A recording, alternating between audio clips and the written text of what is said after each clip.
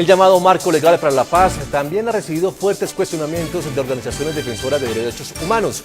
Por ejemplo, Human Rights Watch abrió un intercambio de cartas con el gobierno colombiano donde recalca que los instrumentos de justicia transicional planteados en el acto legislativo podrían exponer a Colombia ante una intervención de la Corte Penal Internacional. Human Rights Watch envió su primera carta al gobierno colombiano y al Congreso el pasado 2 de mayo cuando la Cámara de Representantes calentaba motores para el sexto debate del acto legislativo. En esa primera misiva, José Miguel Vivanco, director para las Américas de la ONG, expresó fuertes cuestionamientos contra la iniciativa relacionados con la aplicación de la justicia transicional. El proyecto no prevé restricciones respecto de quienes puedan beneficiarse con la suspensión de la pena y quienes no califican. Por lo tanto, podrían acceder a ese beneficio incluso los máximos responsables.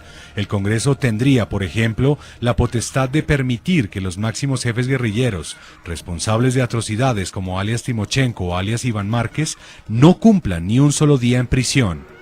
También criticó que los militares colombianos estuvieran contemplados como sujetos de la justicia transicional, bajo el argumento de que solo grupos armados ilegales podrían ser el objeto de esa reforma. La aplicación de medidas de justicia transicional a agentes del Estado representaría un grave retroceso, absolutamente innecesario e injustificado. Es comprensible que Colombia ofrezca algunos incentivos, como reducción de penas a miembros de grupos armados irregulares, con el propósito de instarlos a dejar las armas y desmovilizarse.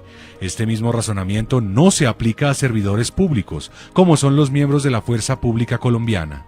El ministro de Justicia de Colombia, Juan Carlos Esguerra, respondió a la carta de Vivanco y le explicó por qué el marco jurídico para la paz no será una puerta abierta a la impunidad.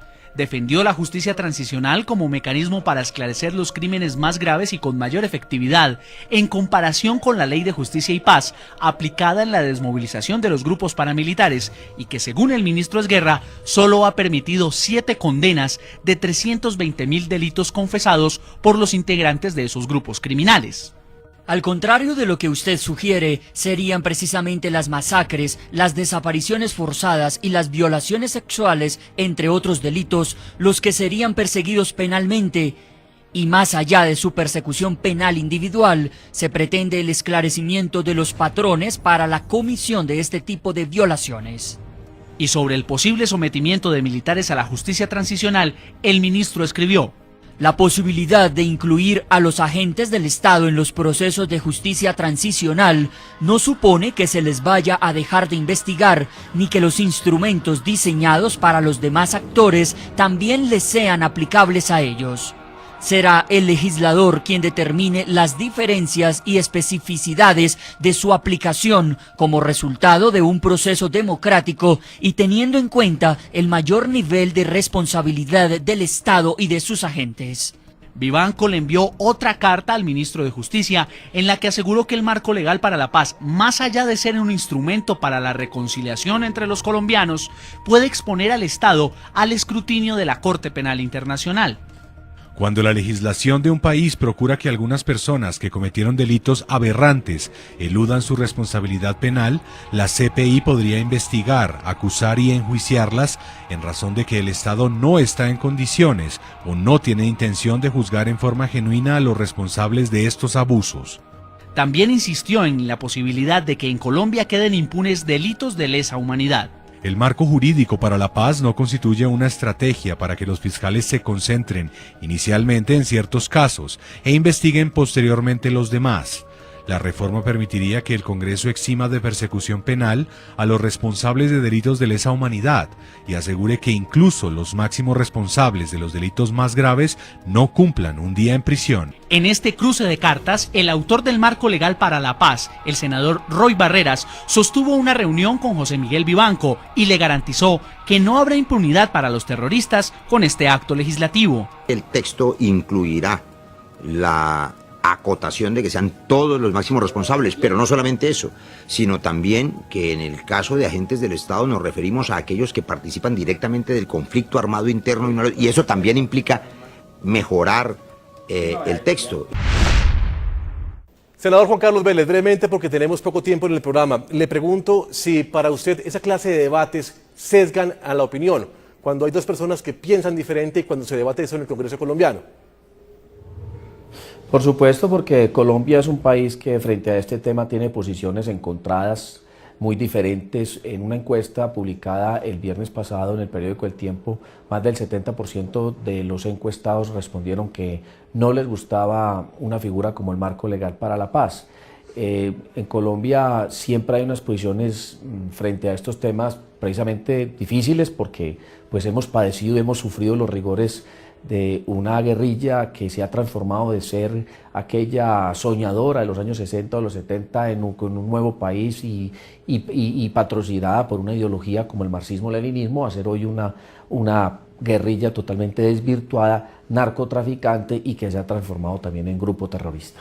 Sí, y para terminar, la ley estatutaria, ¿qué pronóstico le da? Pues esto le queda todavía un debate en el Congreso, pero se sabe que según como han dado este marco legal para la paz, pues no va a tener ningún problema. Y lo que seguiría una ley estatutaria. ¿Qué proyecto, cómo la proyecta usted, cómo la ve?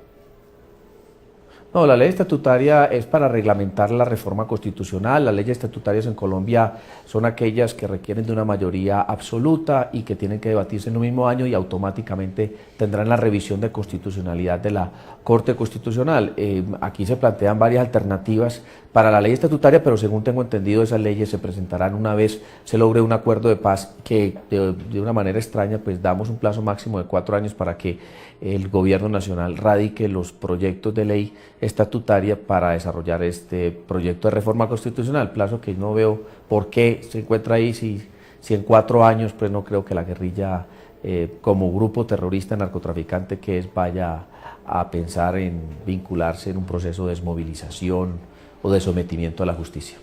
Senador Juan Carlos Vélez, muchas gracias por acompañarnos en la noche de NTN 24, por compartir con nosotros y América Latina. A ustedes muchas gracias por invitarme a su programa. Senador Roy Barreras, me gustaría hacerle la misma pregunta. ¿Por qué cree usted que existe cierto sesgo cuando se pregunta sobre lo que la gente se está hablando en la calle, cuando lo que la gente piensa, cuando la gente se da cuenta de lo que pasa en la realidad del país? Unos hablan de paz y otros hacen la guerra, porque hay un sesgo ahí. Le voy a decir porque tiene que ver con este amable programa. Debate hay, es necesario el debate y la polémica y las dudas. Lo que pasa es que cuando se presenta la controversia entre un hecho atroz y una posibilidad de paz, los televidentes por supuesto quedan asombrados con los hechos atroces y pareciera que no estuviéramos de acuerdo, pero le quiero contar, usted, Juan Carlos Vélez y todos estamos de acuerdo en que los autores de delitos atroces no tendrán perdón ni olvido, sino persecución y castigo. Nadie lo discute. Nosotros reconocemos, yo el primero lo he defendido, la obra y el liderazgo del presidente Uribe en materia de seguridad. Si quiere hacemos otro programa sobre si hay o no disminución de la seguridad en Colombia, pero es que es un falso dilema. Todos estamos de acuerdo en que la seguridad es prioritaria. Sin seguridad no hay paz. En el presente, seguridad. Condiciones para la paz hoy no hay. ¿Merecen beneficios? No los merecen.